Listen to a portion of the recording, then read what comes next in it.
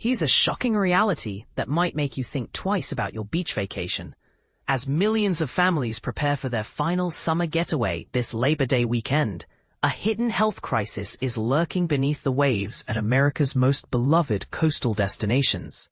While countless beachgoers are packing their sunscreen and beach towels for what they hope will be a refreshing ocean dip, health officials across the nation are issuing stern warnings about dangerously high levels of fecal bacteria contaminating the very waters where children build sandcastles and families create memories.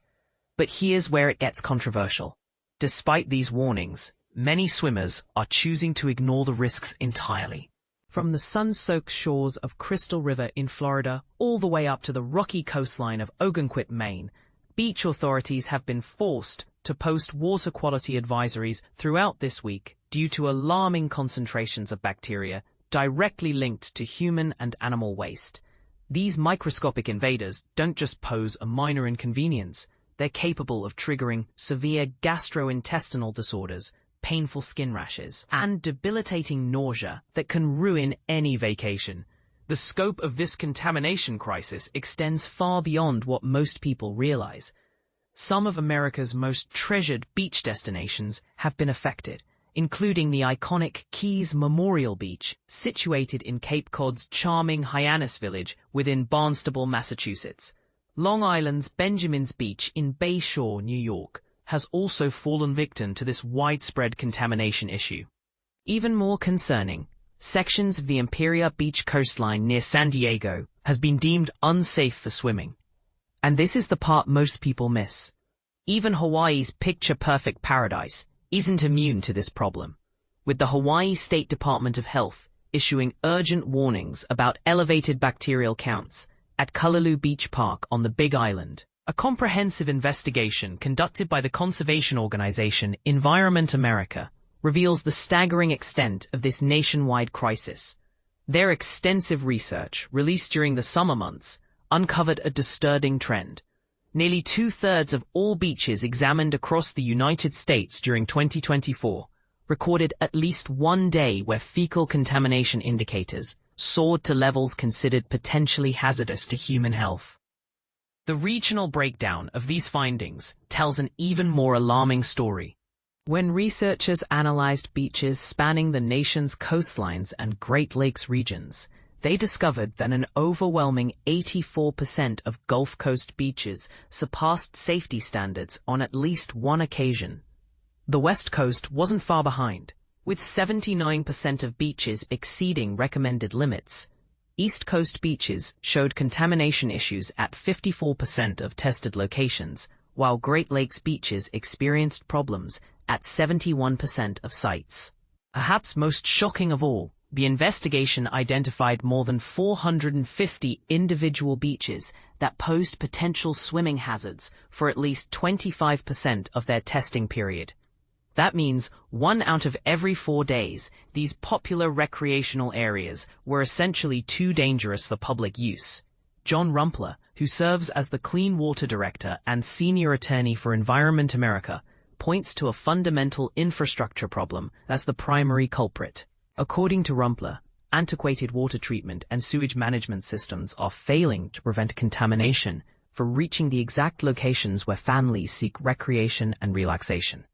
Speaking from his Boston office, Rumpler emphasized the cultural and economic importance of these threatened resources.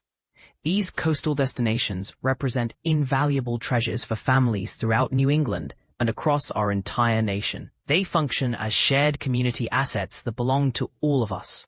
We have a moral obligation to invest in the infrastructure necessary to ensure that our own human waste doesn't end up polluting the very waters where we seek enjoyment and recreation.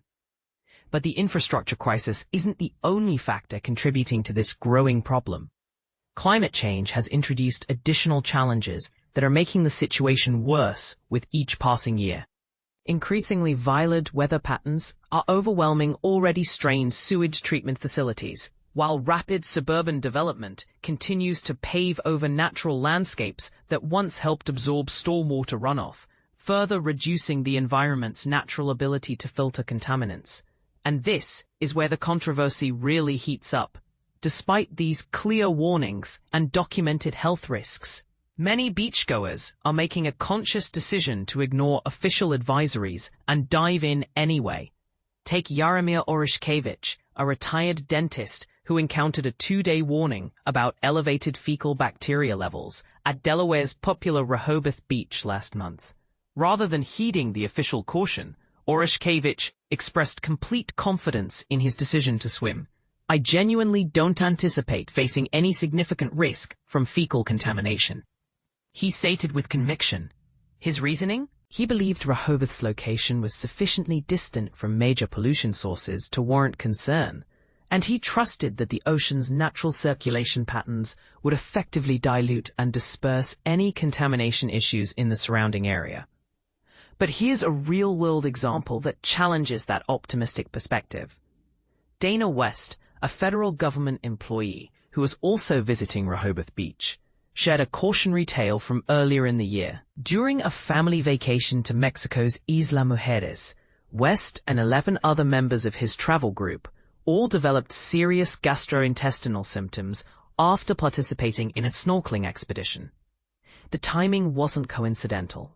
Snorkeling activities significantly increased the likelihood of accidentally ingesting contaminated seawater, making participants more vulnerable to bacterial infections.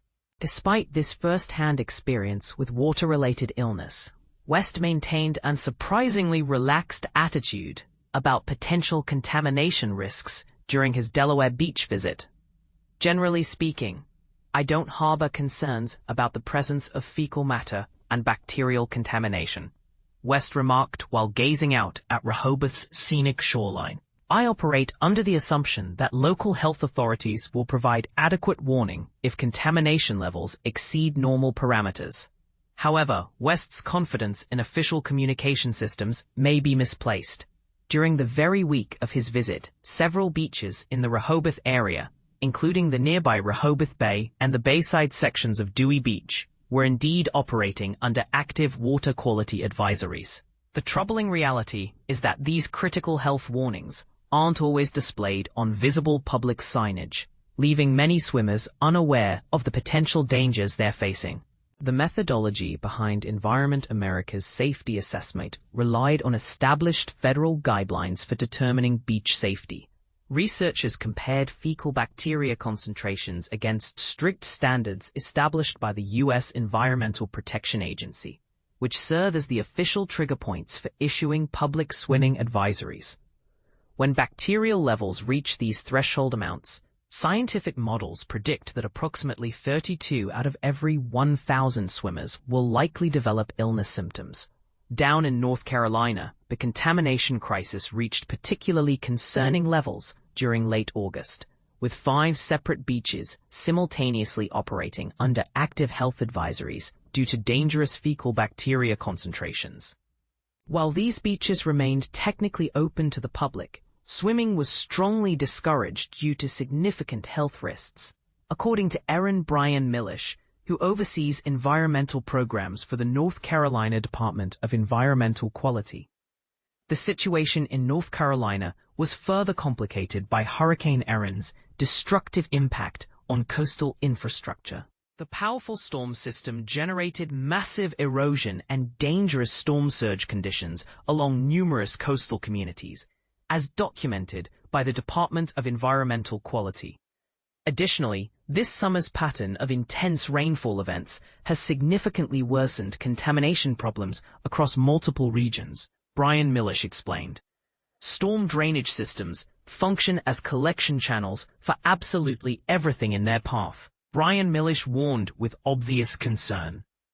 For individuals with compromised immune systems, exposure to these contaminated waters could result in truly serious health consequences. So here's the question that's dividing beachgoers across America. Should we trust our instincts and enjoy the ocean despite official warnings? Or are we being recklessly naive about genuine health threats that could affect our families for weeks to come? Are these government advisories overly cautious fear-mongering? Or are they the only thing standing between us and a vacation-ruining illness? What's your take on this dilemma? Would you let your children swim in waters flagged for contamination? Or do you think we're not taking these warnings seriously enough?